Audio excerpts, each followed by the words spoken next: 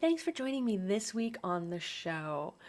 I'd like to explore the topic of doing versus being. I'm sure that you've heard it. We are not human doings, we are human beings. And especially as the season is changing, we're moving into the holidays, I think it's a terrific time for a reminder of the value, the benefits of presence, of being aware, of tuning in.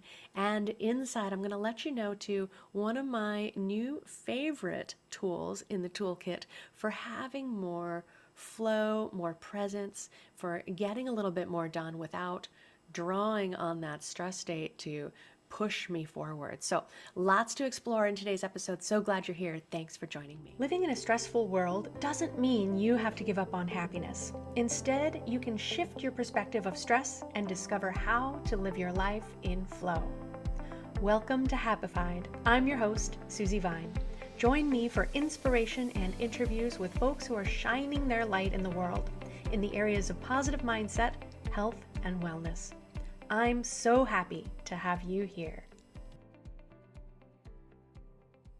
Welcome back. I'm so happy to have you with me this week for another episode of Happified and a little follow-up or check-in, as I noticed on the calendar as the days whizzed by that last week on November 2nd was Stress Awareness Day. I don't know if you were aware of that before we were in the midst of it. I was not. Thank goodness for these little reminders that pop up.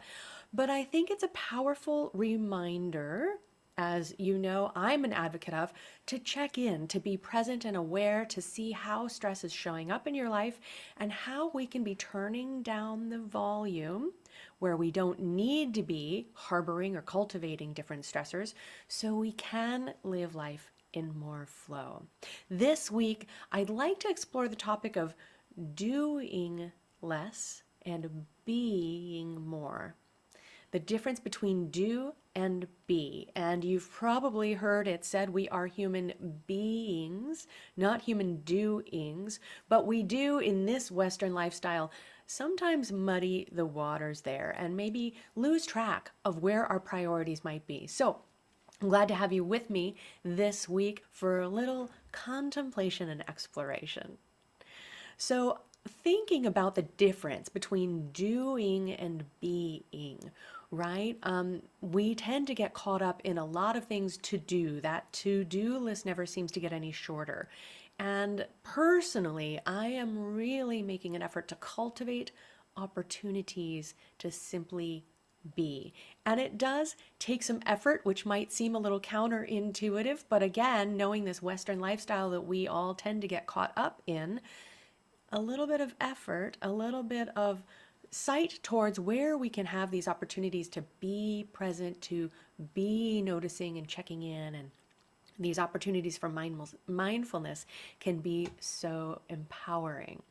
So think of the difference too between force versus flow, that effort against resistance, working with friction versus opening and allowing, moving into a space of trust. Perhaps you can see or feel the difference a little better if you think of the difference between proving yourself, demonstrating your capability, your talents, your skills, your worth, versus trusting yourself. Perhaps you have also heard that we are already perfect. We are perfectly imperfect. We are in the right place in our own development at the right time as life is unfolding. There's a very different energy there versus that effort to do and refine and perfect versus that open awareness and exploration and curiosity. And I think perhaps you might agree that those energies, that energy of trusting, of exploring, is much more welcoming and inviting, very different from, working in that stressful state where your focus is narrowed, all systems are on alert and really drilled in on one specific issue at hand or outcome that you are seeking, versus being open, being aware, being able to draw on so much more because we are not simply reacting to stress. Perhaps you know people, or occasionally you catch yourself in the act of using stress as fuel. Maybe you say you work best under a deadline. Maybe, that procrastination gives you that surge of energy and focus to turn things out in the 11th hour. I know working in the theater community, that was a pretty big fuel for us too. And I have caught myself falling into those habits now and then, letting distraction pull me away and prevent some forward motion until it really comes down to it. And I've got to get my butt in the seat and turn things out. And what if instead of using stress as fuel, we explore how it feels to, as my dear friend Pat has been saying lately, surfing the stress? Sometimes people use that analogy of letting the river carry you as opposed to paddling upstream.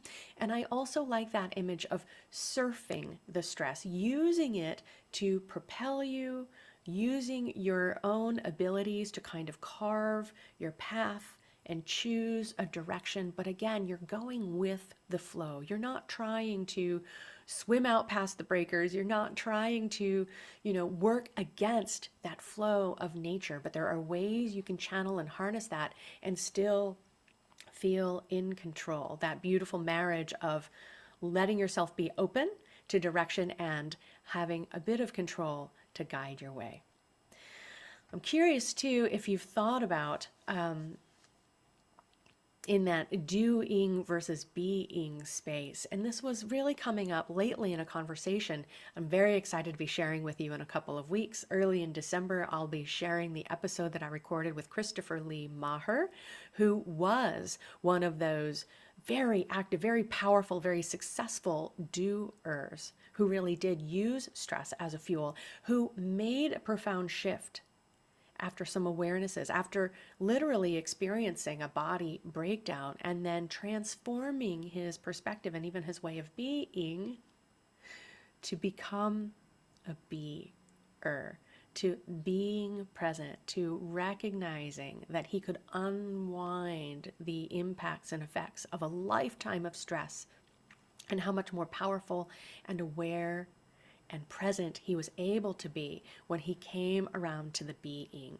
One of the topics that he discusses in his book is external self-esteem versus inner confidence. And sometimes we do really drill into looking to others for approval, demonstrating our capability, as I've already said, to seek reward, recognition, approval from others, versus digging into our own worth, being present to what we bring to the table, cultivating that inner confidence and ability so that we can not be needing to drive ourselves with stress, to hold on to ourselves, to feel like that tension is a framework that is holding us up, and not recognizing that perhaps that tension could actually be something that is holding us back, that is restricting our growth, that is limiting our potential. Christopher, as you will get to explore in his podcast episode, talks a lot about stress and time equaling stroma and the impact of stress as distortion in the body.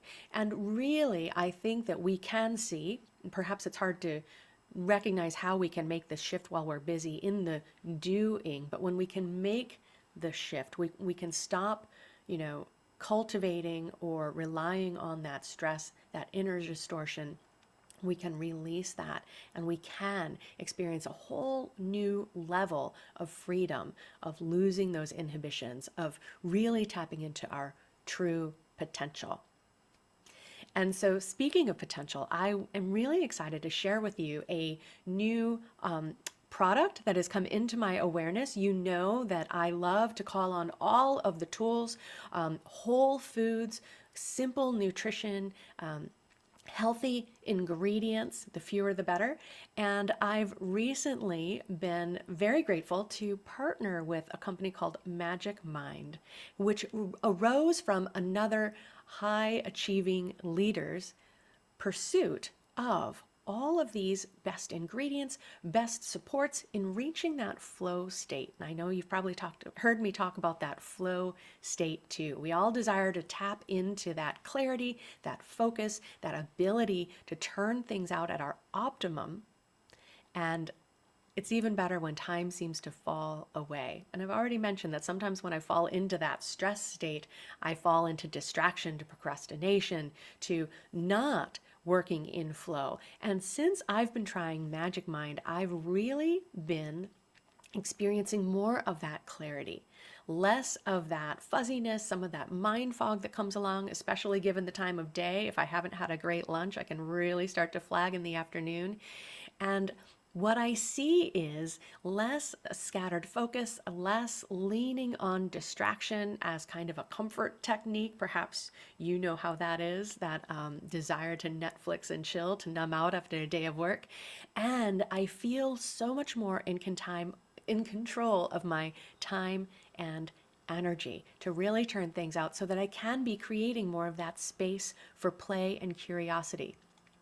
So let me tell you a little bit about the ingredients in here. I'm a huge fan of these superfood mushrooms, lion's mane mushroom and cordyceps, and other ingredients like bacopa, moneri, and turmeric, and ashwagandha. Some of these are really powerful adaptogen herbs that can help to moderate our stress response, help us feel more relaxed, and at the same time help give us a boost of energy. And being a creative myself and looking for that motivation and focus, I'm really enjoying that as I've been experimenting and incorporating Magic Mind into my daily routine. I was leaning a lot on coffee, and as long as there's coffee in the pot, I can always use a warm up. It does taste delicious, but I have found that naturally, since I've been drinking Magic Mind, I drink at least half as what I was previously doing in my daily routine, and it's my intention to start weaning myself off of that even further, but without it feeling like a mission. I've tried other mushroom powders where it really just became a flavor additive to the coffee instead of a standalone, and so I'm already seeing a big shift in that regard. Like I said, I don't like extra ingredients, and this doesn't have anything extra, sweetened with only a little bit of honey, which is a great immunity booster too, and some stevia. It keeps it nice and clean and simple. There is a little bit of caffeine coming from matcha green tea, which you might know is a powerful antioxidant, and a little bit of energy boost that's more even, a little more lasting than that quick, sharp spike of caffeine coming from coffee.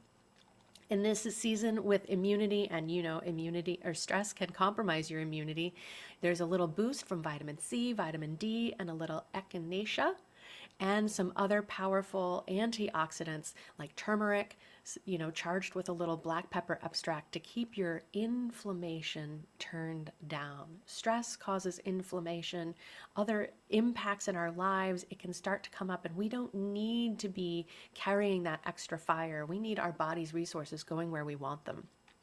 So, like I said, I'm already experiencing less desire to lean on coffee, and I'm feeling better, more clear, and more focused while I'm getting work done through the day. It's all I've got mine here because I haven't, this for top of the morning, haven't had mine yet. 2-ounce shot. It tastes better than wheatgrass juice. If you're used to that taste, you can add it to your coffee. I've heard some people say they do. You can add it to your morning smoothie. I like to add it to a little bit of something so it lands in my stomach with a cushion, and then enjoy it through the day.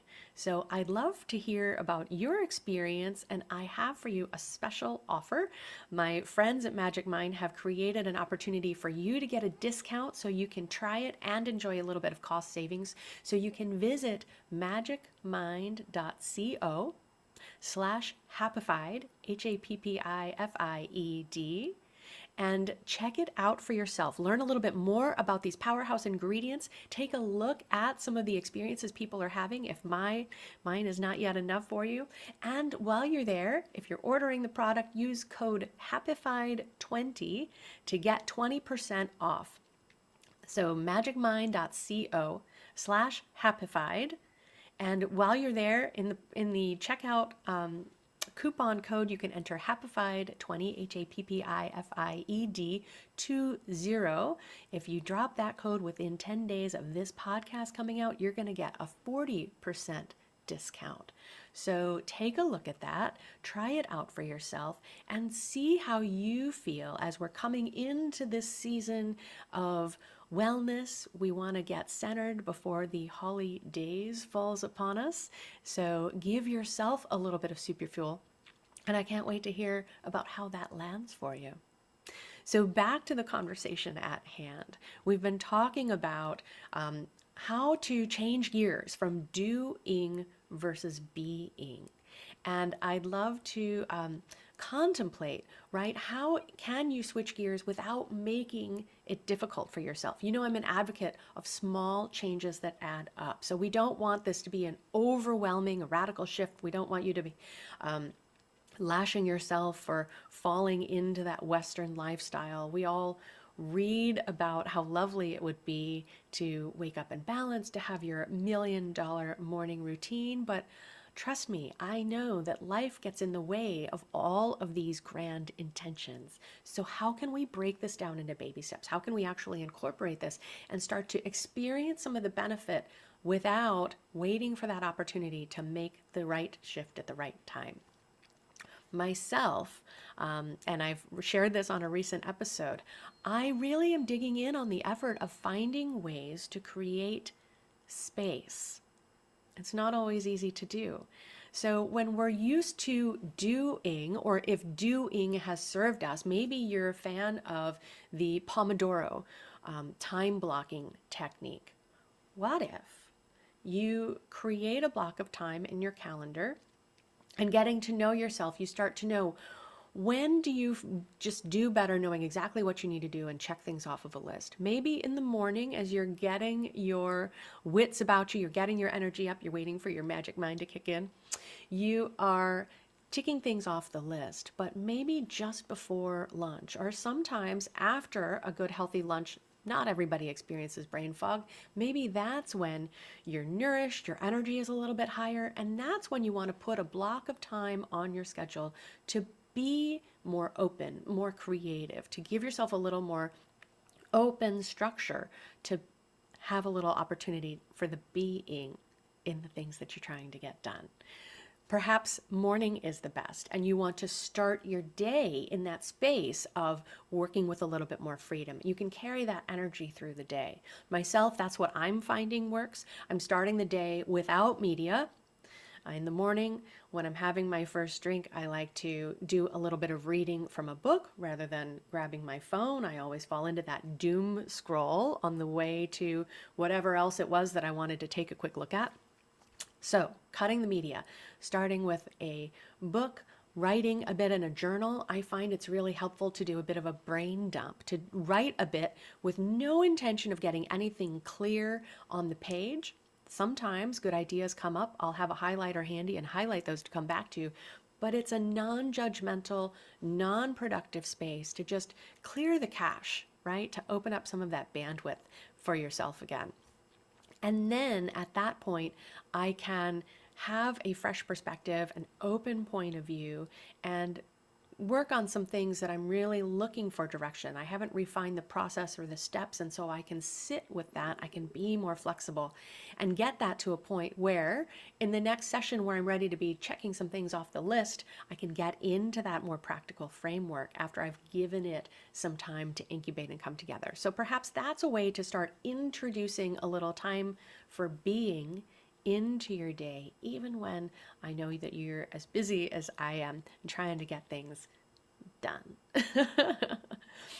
Moving your body is a really powerful way to get into that space too. Again, we spend so much time sitting at the computer. Recently, I've discovered Gabrielle Roth.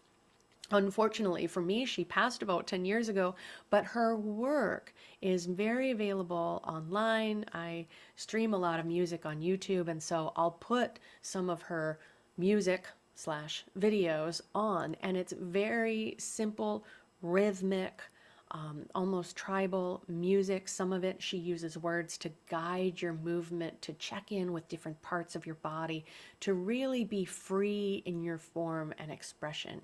And again, this just helps to open us up, to get us out of this fixed mindset, this narrow track, and to be more available to ourselves. So I'm really becoming a big fan of Gabrielle Roth, and I would suggest that's one to check in with if you tend to feel a little stuck sitting in your chair and you're looking for opportunities to break out now and then. Another powerful way to tune back into our being is finding moments to simply observe. At what point in your day can you take even just a few minutes to just tune into nature? Maybe on your lunch break, you step outside just to take some deep mindful breaths, to see how the wind is moving in the trees, to see how the light of the sun is changed. Now with the time change, we've got a big shift in the morning light. That was really an impact for me as I was getting my day started today.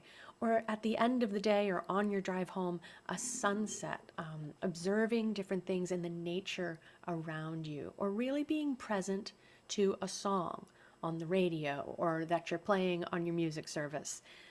In fact, in addition to sometimes looking for music to really get some energy moving in the drive, I've even taken to driving in silence and letting that be a space where I can just be present, where I'm not flooding my mind with new information and data. I definitely, for a long time, was part of that mobile university mindset. Never let the car be a wasted opportunity to be learning and listening and doing, right? And now it's really a treat for me sometimes when I get in the car to choose to simply be, to cut down on the input, to be present to the driving. Driving can almost be a meditation. Certainly in Southern California, it helps to be very present. But those opportunities for awareness can be so powerful and supportive. And another opportunity too, that especially when we drop into that stress state, when we're all caught up in the doing, when we feel like there aren't enough hours in the day, we really can become separated from our social network and our friends. So consider enlisting a buddy in this. Consider finding a being buddy that you can check in with. Maybe that's a phone call on your way home from work or while you're out taking a walk. You can be talking about what you see in nature as well as sharing your experiences from the day, listening and providing support, feeling heard, and having that opportunity to, again, as you write in the mornings, clear the cache.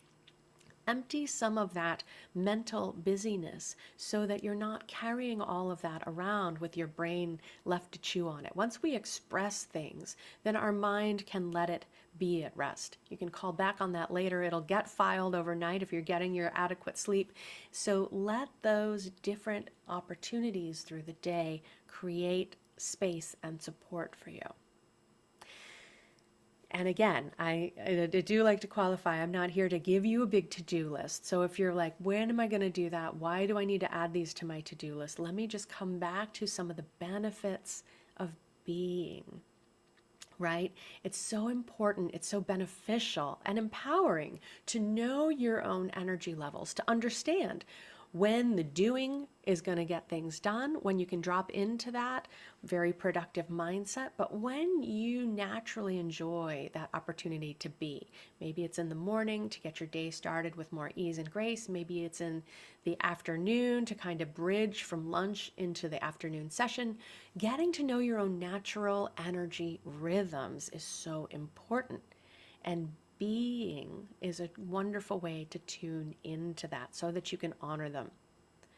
We can also be tuning into what resonates with us and what doesn't. What is a yes and what is a no? Another terrific thought leader and speaker that I've recently been introduced to is Diana Chapman, and you can find her speaking about her whole body yes. She actually speaks quite a lot to CEOs and leaders, but has said that her work really is beautiful and beneficial in relationships. So wherever you are, in whatever frame of life you are, it's so helpful to be tuning in to being aware to what is a yes, to what is a no, to what is a I guess so. just understanding and honoring our intuition so that we can cultivate that and have that to call on as we need to.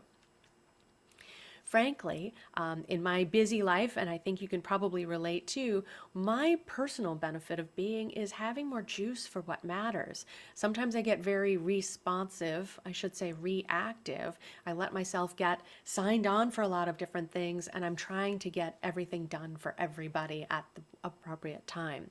And when I can clear down that noise, when I can cut through that static, I have so much more juice and energy and presence to show up for the things that really light me up. So instead of getting stuck in the doing, when I make space for that being and I can see what resonates, what really aligns, that's when I see real magic start to happen. And again, as it's getting colder, we're shifting into this internal winter season. We really need to be aware of our well-being. We need to be supporting our health so we can stay well. We don't need to fall for this cold season. We don't need to be injuring ourselves as we move through this world distracted. And we can enjoy less pain, less headaches. When we notice how our body is feeling, when we recognize, I'm feeling tired, I need a little more rest tonight. All of this opportunity to be helps us turn up the volume on what really matters, which is all of these inner signals that are going to help to steer us in the right direction, that are going to help us play the long game and last to do what matters. And as I've shared many times too, one of the casualties that I see of our stressful lives is not always the quality of our work. It's not always our personal health, but ultimately it shows up there where I see stress really having impacts that we might not recognize as in our closest personal relationships, in our relationship with our partner, our family. And when we can be more present, as we explored last week in my conversation with Elizabeth Rhino, when we can look for opportunities to take a few moments to express our gratitude, what we appreciate in each other, we have so much less opportunity to be running into misunderstandings. We're not having those expectations that are created and left unmet because we understand what our truth is, because we honor our boundaries by being more present to what works for us and what doesn't. We're sharing that with the people that we love. We're empowering them to have healthier boundaries. We're empowering them to tune into what's a yes for them and what's a no. And that is the ripple effect that I see uplifting our circles, our communities, our workplaces, and the world. It really needs us right now. So it does start within, and I hope that this is a little bit of inspiration for you to put aside the doing, just look for some windows of opportunity to explore, to lean into being. And I'd love to hear how this lands for you. You can always leave a comment at happifiedlife.com on this episode, the YouTube video, comment there, or join the community over in Facebook at Live With Less Stress. I always love to hear from you how this lands from you, if this is a little sticky point, if you find a little friction in the moving into the being, and any questions, I'd love to answer those there. Thank you so much for joining me and have a wonderful week. I'll see you back here again real soon. Thanks for joining us today. To learn more about living life with less stress and more flow, visit happifiedlife.com. Subscribe on your favorite player to catch the next episode as soon as it's out. Sharing really is caring, so please rate and review the show while you're there. And if you know someone else who would love it, please pass it along. Until next time, my friends, keep on shining.